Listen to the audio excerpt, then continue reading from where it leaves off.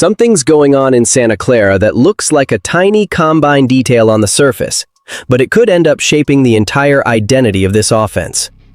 There's a receiver saying the exact kind of stuff Kyle Shanahan eats up. There's also a quieter free agent option that fits so cleanly, schematically, it almost feels too obvious. And I already know a chunk of the faithful is going to roll their eyes because it's not some headline name. Then you've got one 45-yard shot from Brock Purdy to Ricky Pearsall that's straight-up film poetry. And at the same time, it kind of exposes a scary reality. And on top of all that, there's talk on the defensive side that could force a draft pivot at corner. Be honest, would you buy into that kind of reset? I'll circle back and pay off the wildest point at the end. I'm not even kidding. The second I heard Omar Cooper Jr. at the Combine, my mind immediately went to the 49ers.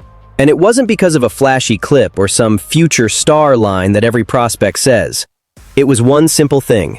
He sounded like he actually loves the grimy part of the job. He straight up said he'll block a linebacker if that's what the play needs. Now, I know that can sound basic, but in the Shanahan era, that's not just effort. That's basically a passport stamp.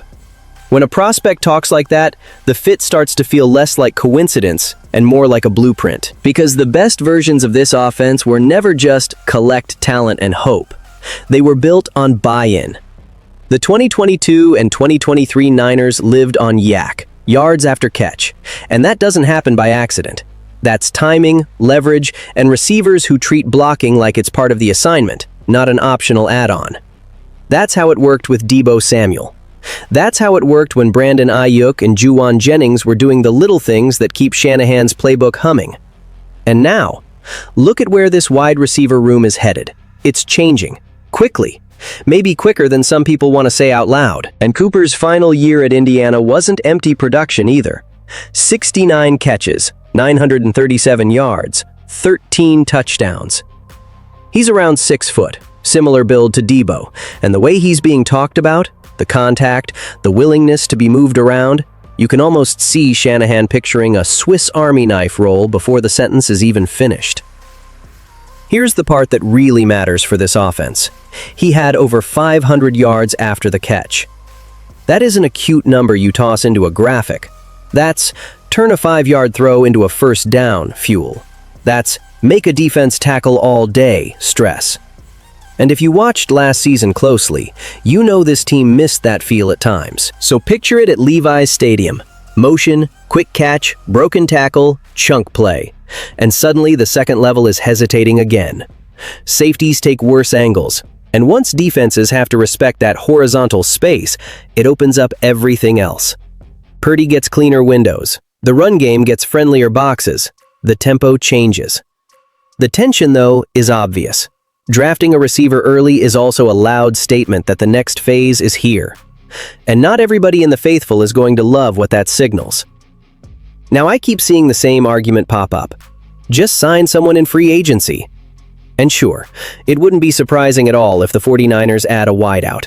Honestly, it'd be more surprising if they didn't. The need is clear.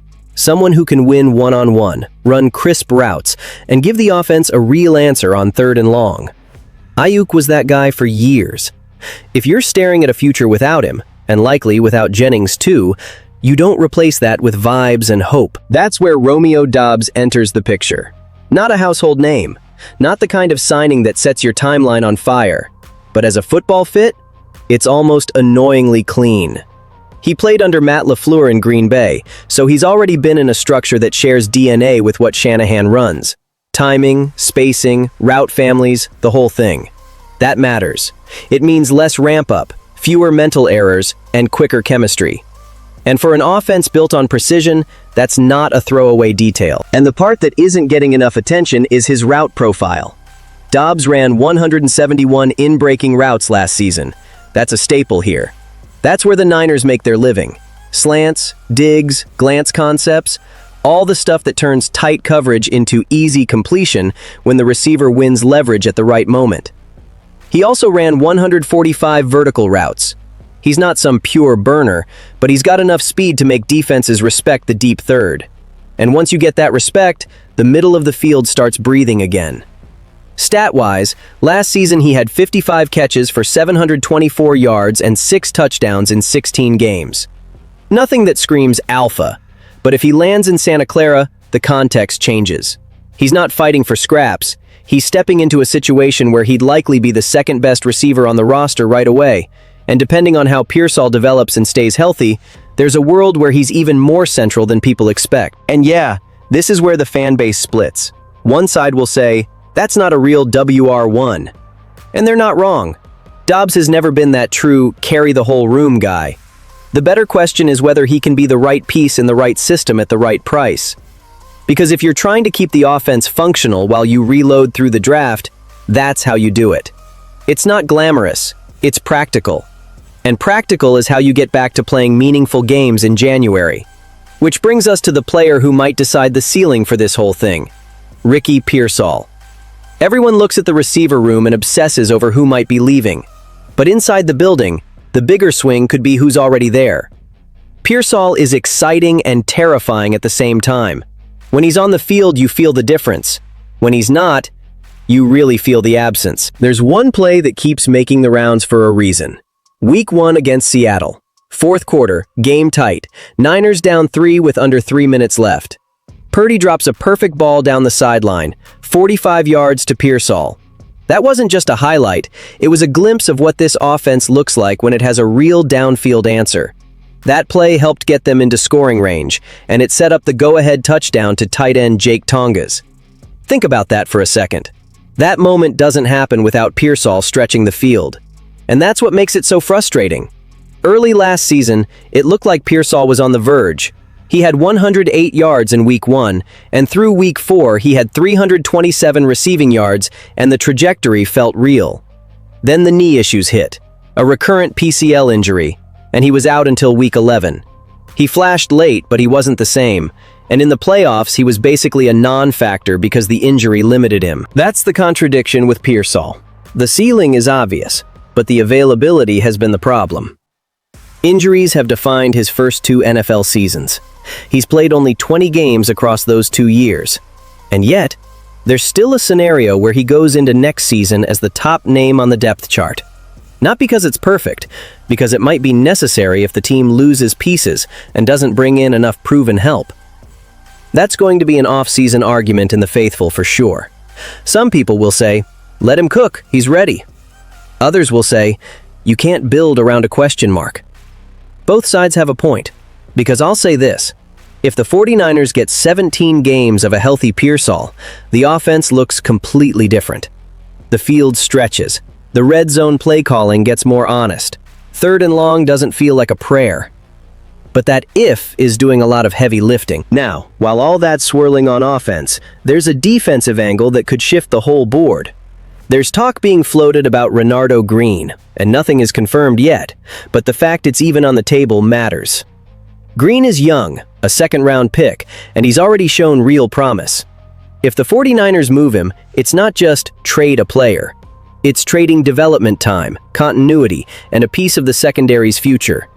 And that creates an immediate hole, not a "we'll figure it out later" hole, right now. The cornerback room had moments last year where it struggled, especially when offenses started pushing vertically and forcing coverage mistakes. If Green goes, the team has to answer it fast or risk slipping backward in coverage. So why even consider it? The answer might be tied to how the front office views the 2026 draft class at corner. There's depth on the outside, especially on day 2. The top 3, Mansour Delane, Jermode McCoy, and Colton Hood, project as first-rounders and are likely out of reach given the Niners' draft position and other needs like edge rusher, potentially tackle, and yes, wide receiver. But the 2nd and 3rd rounds? That's where things get interesting. Prospects like Chris Johnson, Avion Terrell, and Brandon Sissy are the type of players who could compete sooner while still giving you long-term upside. Terrell brings that competitive edge and sticky man coverage, but the size concerns are real. Johnson has the size plus 4.40 speed profile and can close in a hurry, even if he's not polished in every coverage look yet. Sissy has length and can disrupt at the catch point, but he needs refinement. And then there's D'Angelo Pons, a playmaker who worked outside in college but projects more inside as a nickel at the next level. On the free agent side, you've got Amik Robertson as a tough, versatile, cost-effective option, projected just under $4 million a year. Cam Taylor-Britt is the bigger, more physical swing with more money attached, projected just over $9 million annually, and some faithful will love the hitting, while others will hate the price tag. Roger McCreary is in the mix too, but the fit and the results are, let's just say that's not the first direction you want to go if you can avoid it. And don't forget the depth decisions, like tendering RFA Chase Lucas for special teams and backup snaps. So here's my perspective to land this thing. If the 49ers want to get back to being that offense that suffocates you with yak, the path feels more surgical than flashy. Bring in a Romeo Doubs type to stabilize the route structure. Draft someone like Cooper to bring back that do-everything edge. Treat Pearsall's health like the top priority on offense, because without a real vertical threat, the whole thing gets predictable. On defense, I'm only moving Renardo Green if the return is big enough to justify the risk and the immediate hole it creates. Would you do it the same way, or would you swing all in for a star? Drop your take in the comments, and if you're riding with the faithful every week, make sure you subscribe.